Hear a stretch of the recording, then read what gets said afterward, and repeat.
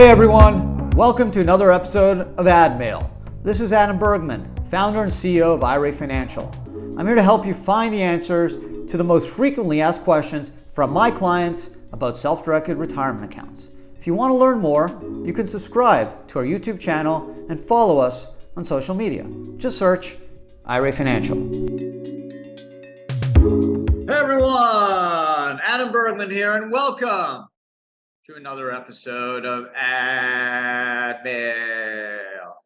On today's podcast, I'm going to use my tax law background to answer three really good questions one from Twitter, two from some pretty smart people.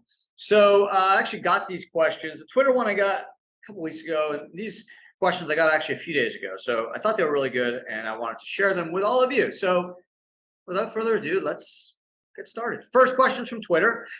Have the rules changed in 2023 with the Secure Act for 401k rollover? So the answer is no. The Secure Act 2, which was signed into law by President Biden at the end of 2022, had a number of really interesting retirement provisions, including increasing the RMD age from 72 to 73, some important 401k rules, some Roth features for SEPs and Simples, some other great stuff. And if you want to learn more about the Secure Act 2.0, definitely check out some of the videos that I've done on our IRA Financial YouTube channel. There's lots of amazing content, some videos, some podcasts, and on some blogs. You can certainly check our website as well. But I went through 10 or so of the main IRA and main 401k provisions involving Secure Act. But thankfully, rollovers were not touched. So that means if you are employed and you have a 401k at your current employer, the general rules in 23 are the same as 2022. If you are under the age of 59 and a half and you're currently employed, you're not going to have a plan triggering event, and generally you're not going to be able to do a tax-free rollover to an IRA.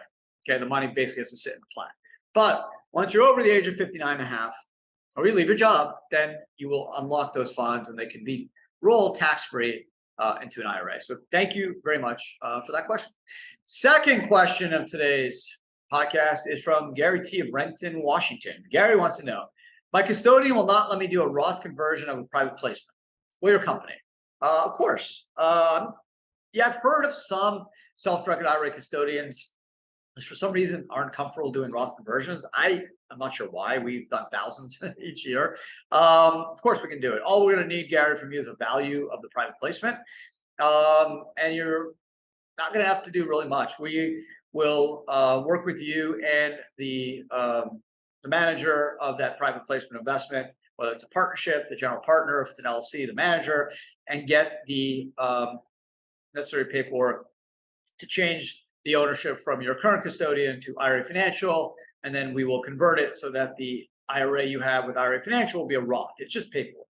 Okay, you don't have to actually sell it and redo anything. It's literally just paperwork, changing the name, and we will then issue a 1099-R to you next April, well, actually next January, that you'll have to pay tax April 15th in 24 for the 23 year, based off the fair market value of the private placement you convert. So super easy. It's just paperwork. We handle it all the time. So no sweat, really, not a big deal. So if you want to do the conversion because you think the asset has a lot more growth and it's undervalued and you have money to pay the tax, then hey, let us know. Reach out to my team. You go to IRA Financial Group, call us, chat us, whatever. Go in our app, just sign up, and we will work with you and the private placement sponsor to handle the conversion. Super easy. Third and final question. I told you this could be fast. It's a really good question. No messing around. Just right to the point. This one's Julia W. of Carmel, Indiana. Julia wants to know, I'm a teacher and I have a 403b. I'm retiring in the next few months. How can I convert my funds to Roth? So great question, Julia. Your 403b, as you know, it's state-sponsored plan, generally teachers or hospital workers, whatever the case may be, tax exempts. And you can do conversions. You can do it in the plan, Julia. The 403bs have Roth components if your plan allows for it. In fact, 403bs and some plans you can even do Roth contributions from the employee deferral side. It all depends on your plan. But a lot of the 403b plans are big and they do allow for Roth conversions.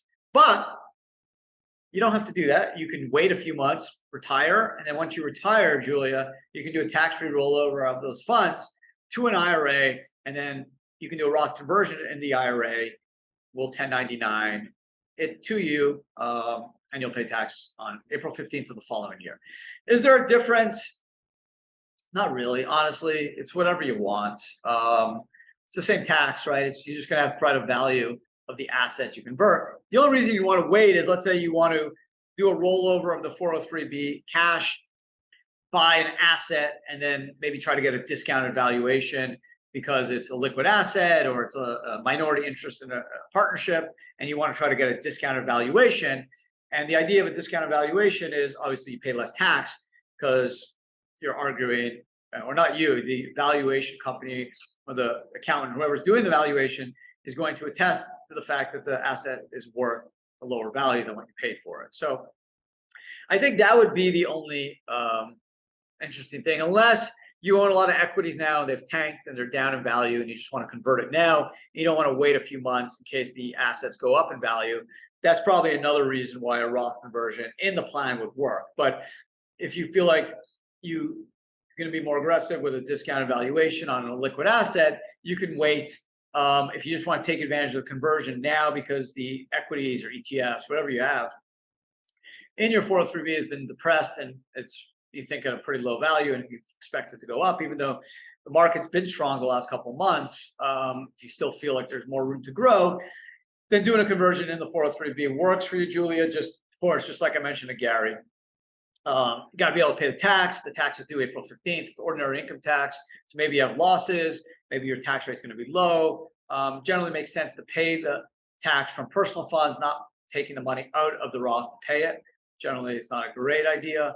Even if you're over 59 and a half, just kind of taking from one pocket. That's it's like taking gold out to buy bronze. Just doesn't make a lot of sense. But some people do it, and that's cool. But either way, there's no right or wrong. The only reason, again, I'd say do it in the plan is if you feel like the assets are going to go up and you just want to do the conversion today. Otherwise, you can wait to do it in a Roth IRA. No big deal. So thank you to Julia. Thank you to Gary. Thanks to the individual from Twitter who sent in the great question. And that is another ADMAIL in the bag. Hope you guys enjoyed today's podcast. Thought it was really fun. If you got questions, send them in, info@IRA Financial, or leave a comment on one of the podcasts, on this podcast, on our YouTube channel, any of the videos. Send us a chat. You can even call us and say, hey, I got a question for Adam. It will get to me, I promise. I got 115, 110 questions, but I'll get to them. It takes time.